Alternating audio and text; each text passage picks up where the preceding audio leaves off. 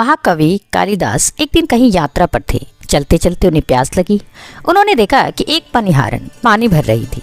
कालिदास उसके पास पहुंचे और कहा, माते मुझे पानी पिला दीजिए, बहुत पुण्य होगा।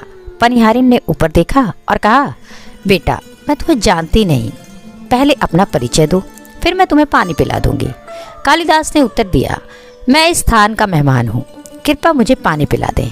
पनिहारिन मुस्कुराई और बोली, तुम मेहमान कैसे हो सकते हो? संसार में केवल दो ही चीजें मेहमान होती है, पहला धन, दूसरा यौवन। इन्हें टिकने में समय नहीं लगता। सत्य बताओ, तुम कौन हो? कालिदास तर्क से पराजित होते हुए कुछ देर चुप रहे, फिर बोले, मैं सहनशील हूँ, अब तो पानी पिला दीजिए। पनिहारन ने तुरंत कहा, नहीं, सहनशील तो केवल दो ही होते हैं, पहला धरती जो पापी और पुण्यात्मा सभी का बोझ सहती है और उसकी छाती चीर कर बीज बोने पर भी अन्न के भंडार देती है। दूसरा है पेड़, जिसे पत्थर मारो तो भी वह मीठे फल ही देता है। तुम सहनशील नहीं हो सकते, सच बताओ तुम कौन हो? कालिदास अब झुंझलाने लगे। कुछ सोचकर बोले, मैं हठी हूँ।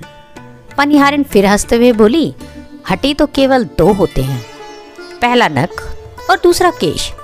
इन्हें कितना भी काटो ये बार बार निकल आते हैं। तुम हठी नहीं हो, सच सच बताओ तुम कौन हो? अब कालिदास अपनी पराजय स्वीकार करने की स्थिति में आ चुके थे।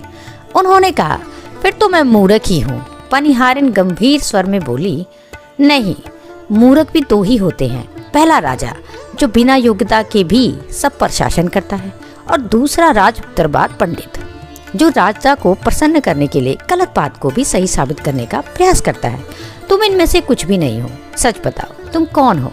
अब तक कालिदास पूरी तरह हार चुके थे।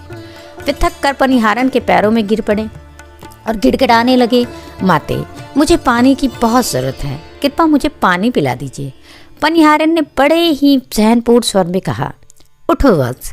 आवाज सुनकर कालिदास ने ऊपर देखा तो पाया कि वह पनिहारन कोई साधारण स्त्री नहीं थी, वह साक्षात माता सरस्वती थी।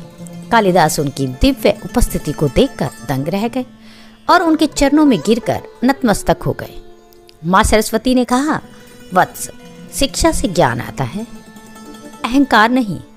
तुमने अपनी विद्या और प्रतिष्ठा को ही सबसे बड़ा मान लिया था और अहंकार कर बैठे। इसी अहंकार को तोड़ने के लिए मुझे रूप धारण करना पड़ा। विद्वता पर कभी घमंड मत करो, घमंड विद्वता को नष्ट कर देता है। कालिदास को अपनी भूल समझ में आ गई। उन्होंने माता सरस्वती से क्षमा मांगी। माता ने उन्हें आशीर्वाद दिया। कालिदास ने अपनी प्यास बुझाई और फिर सच्चे मन से आगे की यात्रा पर निकल पड़े। हमारे जीवन में विद्या और ज्ञान का बहुत महत्व है, लेकिन इन पर कभी अहंकार नहीं करना चाहिए। घमंड न केवल हमारी विद्वता को नष्ट करता है, बल्कि हमें सच्चा आनंद और संतोष पाने से भी रोकता है। हमेशा विनम्रता से ज्ञान को ग्रहण करें और अन्न के कण और आनंद के क्षण का व्यर्थ न जाने दें।